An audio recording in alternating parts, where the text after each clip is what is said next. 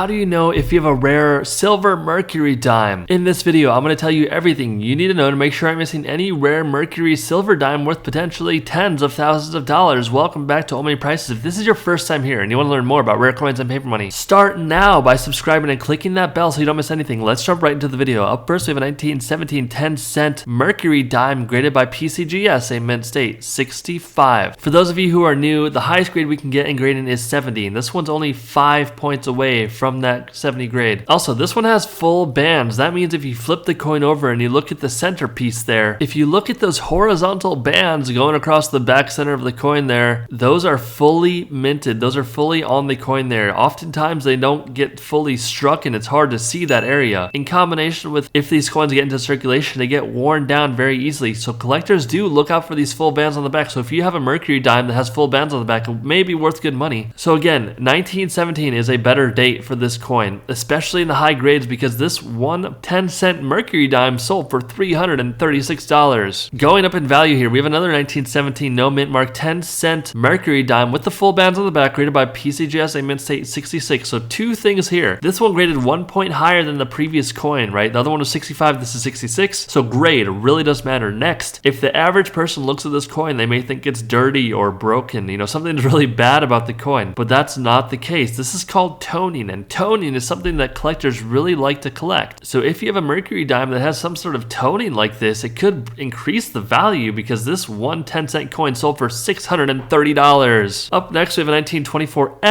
10-cent Mercury dime graded by PCGS, a mint state, 65 plus. So getting your coin graded really matters if it's in good condition. Sometimes the grading fee and the whole process is not worth your time, but this is a great example of a coin that's really worth sending off to get graded. This coin has great luster and appearance and toning to it. You can see at the top of the coin there's some rainbow effect going on there. So this coin has the S mint mark. Now it's kind of hard to see, but look on the back bottom center of the coin, you can see that S mint mark. That S mint mark stands for the San Francisco mint where this coin was minted. Also, a big thing here is the fact that PCGS graded this a 65 with that plus designation. That plus designation alone is PCGS saying that the coin is really nice for its grade. That one plus designation alone can increase the value hundreds of dollars, which is really, really cool. So this 10-cent Mercury dime sold for $1,443. Up next, we have a 1925 S 10-cent Mercury dime graded by NGC, a mint state, is 67 plus with the full bands on the back. So this is when we start to get into the pretty big hitters here. So 1925 with the S mint mark, the San Francisco mint, is a tougher date to find in this high of a grade. And it has that plus designation, and it has the full bands on the back. So once you start getting into these crazy abnormalities where there's so many good things going on with the coin, the price really starts to increase. And these sales were not that long ago. This one was from 2020, and this coin sold for $21,000. So make sure if you come across a coin like this in a collection or some sort, make sure you don't get ripped off and scammed. You want to get your coin appraised by multiple coin shops or a coin expert, because the last thing you want to do is sell a coin like this for, $100 or $1,000, and then in reality it's worth $21,000. There are some bad people out there, so I'm just saying you got to watch out for yourself. Up next, we have a 1920 D, that D mint mark standing for the Denver mint 10-cent Mercury dime graded by PCGS, a mint state, 67 plus with the full bands on the back and the CAC sticker. And you can see that there's toning going on, so literally just so many good things going on for it. If you're new, also the CAC sticker is another third-party company that says, hey, this coin is really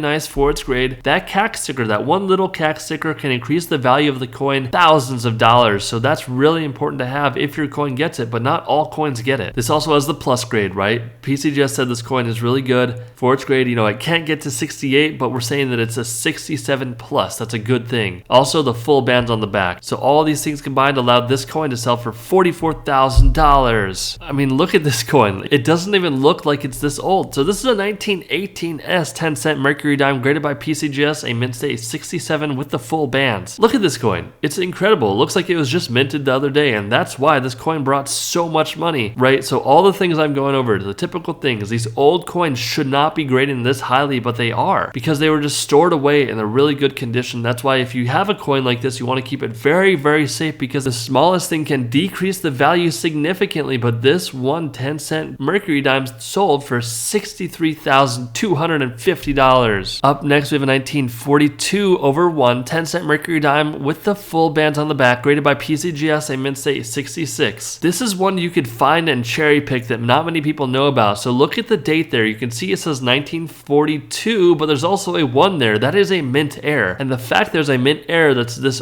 old and it graded so highly allowed this coin, this one little 10-cent coin, to sell for $71,875. Whew, this is a big coin. So this is a 1935S 10-cent Mercury dime graded by PCGS, a mint state 68 with the full bands on the back. So 68, guys, that's only 2 points away from the 70 grade, and a coin that's this old, it's relatively unheard of to get this high of a grade. And because the coin graded so highly, it sold for $90,000. Here we have a 1916D, standing for the Denver Mint, 10-cent Mercury dime graded by PCGS, a mint state 67 with the full bands on the back. So the full bands on the back is going to increase the value alone a lot of money. But again, this 1916D coin is not familiar in this high of a grade. A lot of the time you're going to be in the grades of extremely fine 45. The lower grades, there's going to be a lot of nicks and gashes. But please, if you have a 1916 Mercury dime and it's in lower graded condition, it's still going to bring good money, but it's just not going to bring this crazy amount of money like this. So again, if you have a 1916 coin, it could be worth good money, so hold on to it. But this one that graded as a 67 sold for $96,000. Here we have a 1919D 10-cent Mercury dime graded by PCGS, a mint state 66 with the full bands on the back and the CAC sticker. So the 1919D is a really tough coin to find. Even if you find this coin in a low grade, it's going to bring good money in auction or at a coin shop. It's really unheard of seeing these coins in this nice of a grade. It is possible. I mean, you can find them most definitely in a collection, but it's so incredibly hard. But it's possible. I mean, this person may have found this coin in their collection and then they sold it for this crazy amount of money when this coin sold for $115,000. Hit that subscribe button. It really does help out with the YouTube algorithm. Stay tuned for more, and I'll see you in the next video.